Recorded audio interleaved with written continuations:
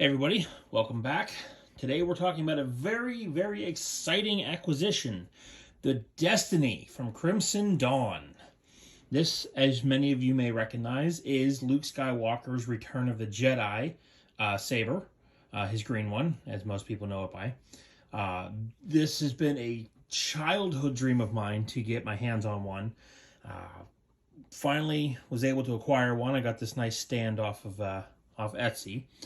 So now that I have it, I'd like to go over it and tell you guys what to expect, what you can do, and why you should get one. Now, first of all, we're going to start off with the design here. It's got this mirror finish, which you'll probably see the camera equipment in because it's so nice. I do have a custom blade plug in there. Again, you're looking at the camera equipment and me. Don't look at me. But it's a very nice replica of the Luke Skywalker's saber. It is very difficult to keep this mirror finish. I am constantly wiping it down, but it is so worth it. So we'll start off with the basics here. This is the switch right here. You'll see it slides down, and there's actually the switch right there. That's underneath this plate, and this plate goes up over top of it. So when you hold that down, power on. Right, so it says power on. Best I can tell, it's based off the V6 core. I'm going to bring my other saber in here, my Antares here that I custom painted and everything. You'll notice it has the same sound. Power on. Right. You'll notice a little bit of a sound difference because the extension I have on the Antares, it kind of has a deeper bass, where the speaker is literally, you can actually see it right there. It is right at the end of the saber, whereas this one's further up. So you'll notice some slight sound differences in this video. Don't worry about that. But it works just like the other sabers do. You know, after you power it on, tap it once, turn it on. Your blaster deflect. You'll notice the smooth swing's a little bit different on this one.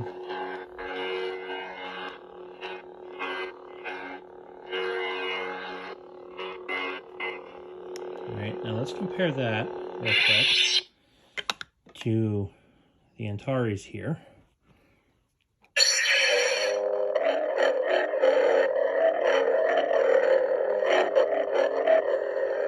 You'll notice it's slightly choppier on the Antares. Again, the sound differences notwithstanding. You notice it's a little bit choppier there versus...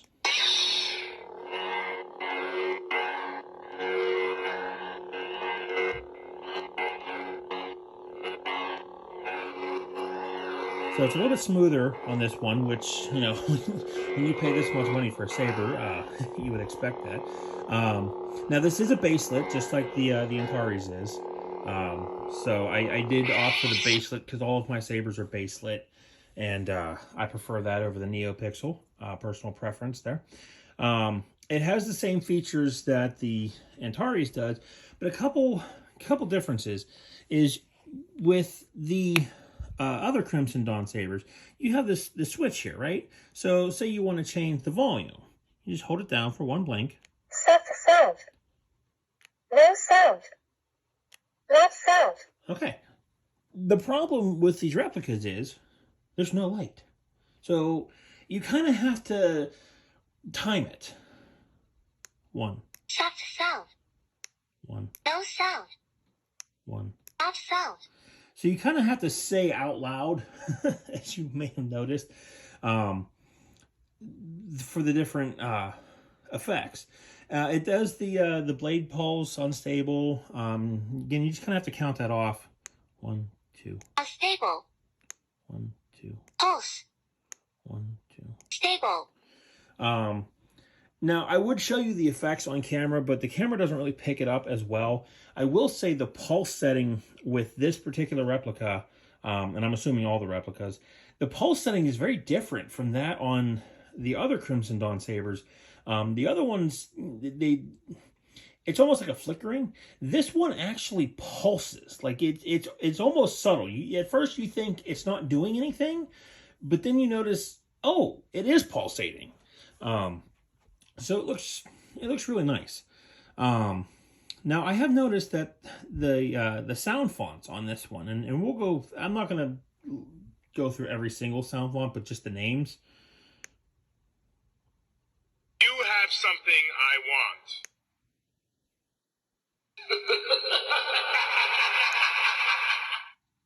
Hey, Skywalker.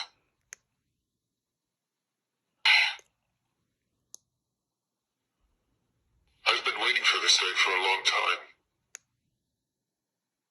General Kenobi. Dooku. I'm Cal Kestis.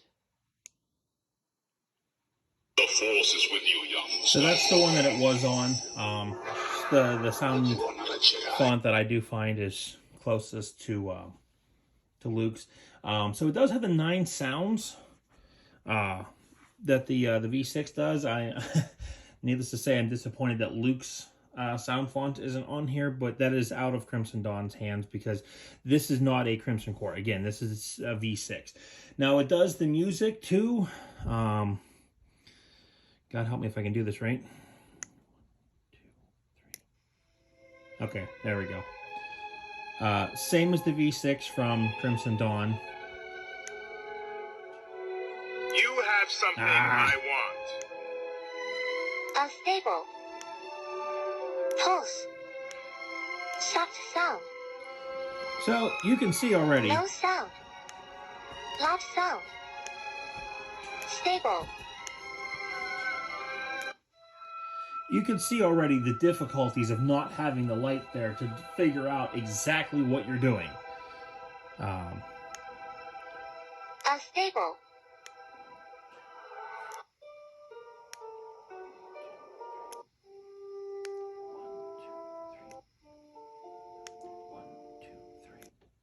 There we go. Soft sound. Pulse. Stable.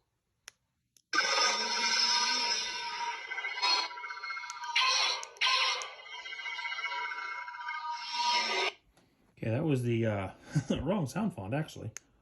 No sound. Off sound.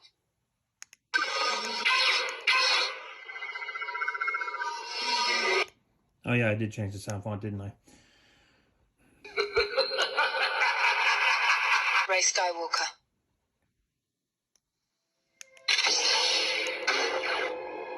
All right, let me get these settings fixed and I'll be right. All right, we are back. So you could see the problem with not having the light to see exactly what you're doing is timing the exact button presses. And the same thing goes for when it's on. So when it's on, you have the one press does the blaster, deflect. And then if you hold it for 1 second, it does the lockup. It goes back to the blaster deflect.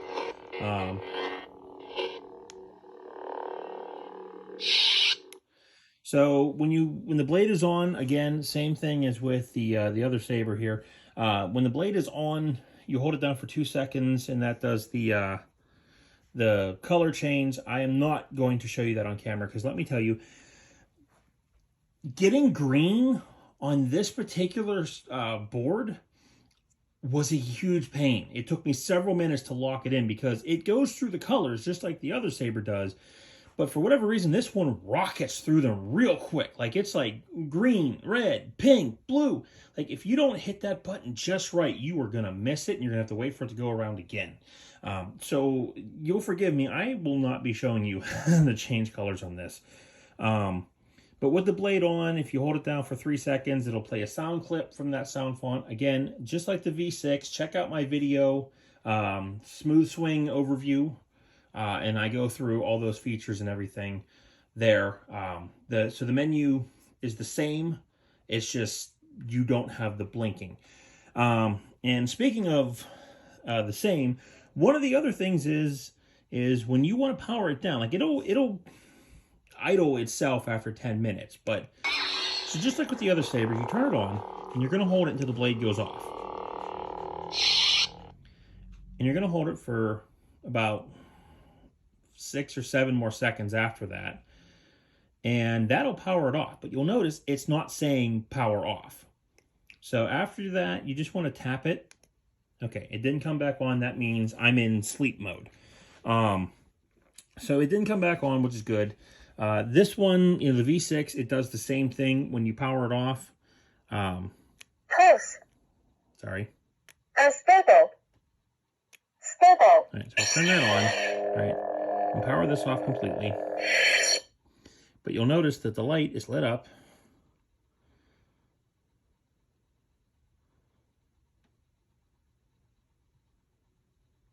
And now it's in sleep mode. We don't have that luxury with this one. So after it's off, just tap it once. If it doesn't reignite, that means you were powered off. So now on to the more important thing that everybody wants to know. What does the inside look like? Well, first of all, let's go up to the top. We're going to take out the blade plug, which I currently have one set screw holding it in. Now, I have one set screw holding it in because it is a blade plug and not a blade. You'll notice this is how big the blade plug is. Why? Because that's not a very deep emitter. Look at that. That is all the further that your blade will sit down into this hilt. So if you look, you will see there's 1, 2, 3, 4 retention screws. I advise when you put the blade in, I start at the front and I tighten this one down so it pushes the blade against the black wall. Then I tighten this one so it pushes it to this side, and then I'll tighten these two over here to hold it in place. You will not be doing any dueling with this, okay? I'm going to tell you that right now. I know somebody out there, but I dueled with mine. Great, you're special. Go put your helmet on. You see this thin neck right here? That is a structural weak point. Yes, this is aluminum, okay? This is metal, but when you're hitting, that's going to be a weak point. When you hit blades, maybe some light dueling, some okay? But seriously, if you're going to duel, do not use this one, because I've actually seen people, I've seen people break these in half, okay? Now, I doubt most of you are that violent, but if you are, seek help. But moderate to heavy dueling, this is going to be a weak point right here. So don't even think about dueling with this. This is definitely a shelf piece, something that for flows. I will tell you that right now. Balance-wise, it is really good for flows. I usually hold it up right about here, and that's a good balance point. Plus, since I'm holding it here, I'm putting more pressure up here and less, on the neck. So, but right about here is a really good balance point with the blade in. So for flows, just general showing off, cosplay, stuff like that, yeah, this is really nice. But for dueling, no. But even when you're doing your flows and stuff, use all 4 retention screws. So you'll see the light is right here, right? The LED, and this screw right here is actually holding that light in place. So we're going to start down here, actually. All right, so we'll start at the bottom. Unscrew this. All right. So there's the bottom of the core. You see the improved bass speaker, all right? And right here is the charging port, all right? So unlike the other sabers, which has, now I have a plug in that hole, actually. I got that off of Etsy as well. It's called a Kill Key. Check out the Kill Key factory on Etsy. But you'll see that's the charging port for the other Crimson Dawn sabers. This one does not have that, all right? So we will take this little plate off, because this is going to be important later. There's a small piece of glue there that holds the plate on.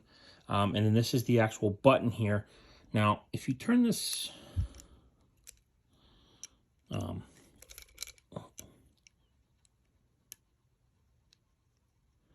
give Give me a second here. This is...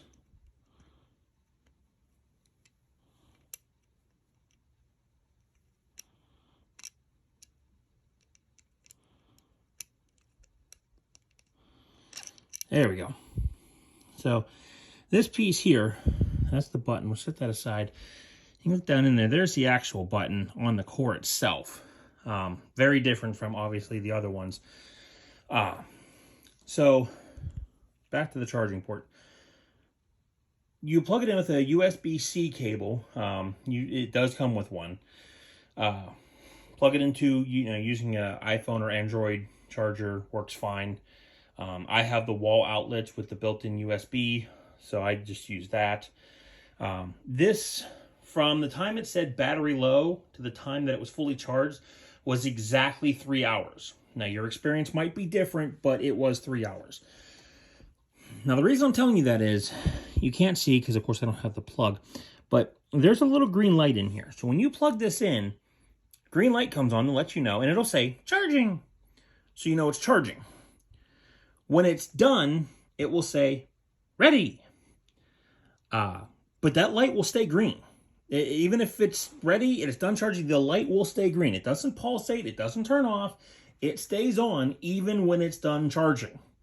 So when you charge these, whether it's a standard Crimson Dawn one or these replicas, don't go anywhere. Don't go to bed. Don't take a nap. Nothing. Play video games, watch TV, something near it, and wait for it to say, ready, and then unplug it, because you do not want to leave these plugged in. But moving on here. So you'll notice this single screw right here, right? We don't have to take this out, right? We just have to loosen this, okay? And we're going to have to loosen it a little bit more. I'm using the standard Allen wrench that came with the Saber. There we go, all right? So this, as you can see by the indentation, that is a set screw that just holds this piece on, okay? This little thing here, you can change the orientation and tighten it, but this does absolutely nothing. It's just there for show, all right? Set that aside, all right? So again, you can see that's where the button is. And on the back is a single screw right here. And then this, we are going to take all the way out because this is the screw that holds the core in.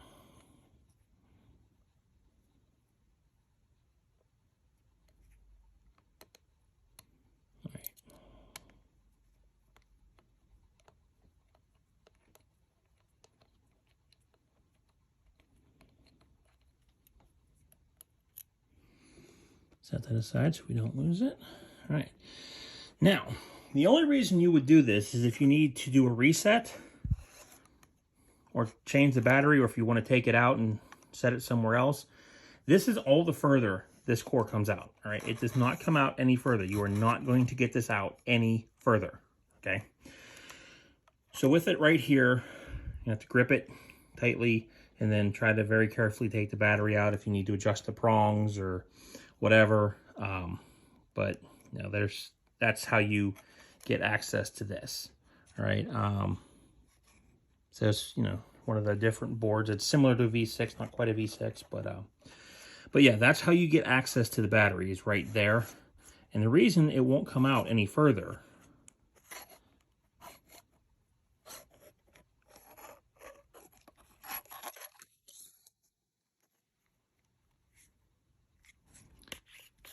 is because if we unscrew this top here, you will see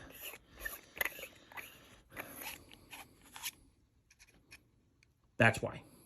The light is not at the top of the core. There's a wire that goes deep inside here, and it's got a quick disconnect in there. It's hard to see, but there is a quick disconnect in there that goes to the light up the top here. So you give me a moment. I'll be right back. I'm going to put this all back together, and we'll get back to talking about it. All right. I don't want to go too far with it. What I did is the wire has enough room that you can screw it and unscrew it. I just wanted to get everything aligned. So yeah, once you get it, the top and the bottom half, which again, you don't have to take the top and the bottom half off, just the bottom, take that screw out the back, and then you can slide this out to get access to the battery.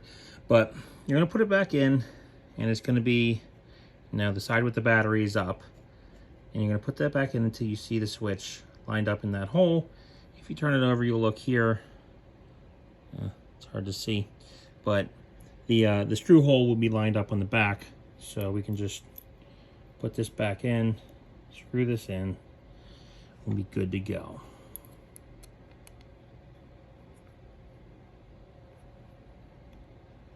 I know it looks difficult, but really lining these holes back up is, that's what she said, is actually really easy, really simple. You don't really have to tighten this down too much either.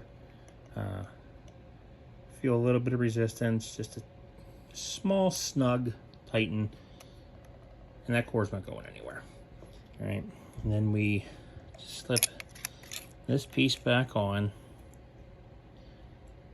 Again, you're gonna line that up with the switch. This literally just drops in. That's all it does, it just drops in. And yeah, just give it a quick click to make sure that that's aligned. Tighten the set screw. That you want it to be a little bit more snug than the other one. And this plate here just slides on like so, and there you go. Now it might move around a little bit. You can add you know, maybe a dab of hot glue or something if you need to add more resistance, something to keep it from sliding too much, but so far I haven't had any issues. And then we put the pommel back on. Power on. There we go.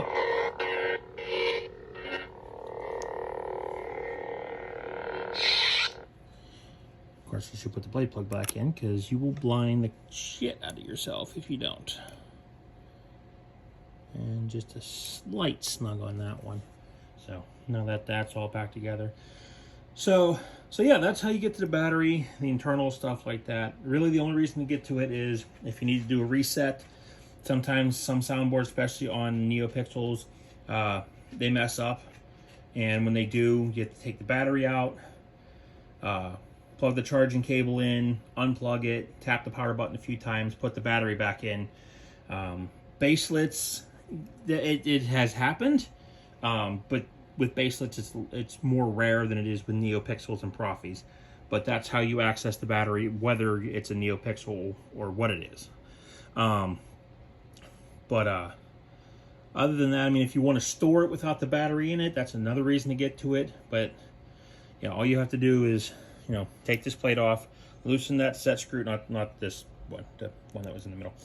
Loosen that screw, slide this off, take off the screw that's on the back under this, and then the cord will slide out just enough that you can get the battery out. So yeah, that is the Crimson Dawn Destiny Luke Skywalker Return of the Jedi replica saber. It's a beautiful piece. If you are a fan of that particular lightsaber like I am, it is worth it. It is worth the money. Definitely set your pennies aside, get yourself a credit card, line of credit, something, and pick it up because it is definitely worth it. And I do recommend getting a nice display stand. Again, I got that one off of Etsy. I think it was Saber Studio something or other.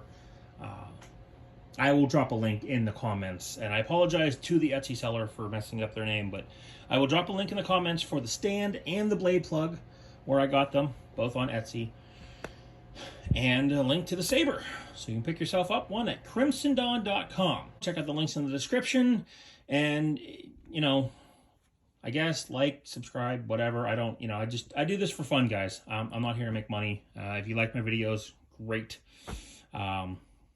If not, well, we can meet in the parking lot at Wendy's and duke it out.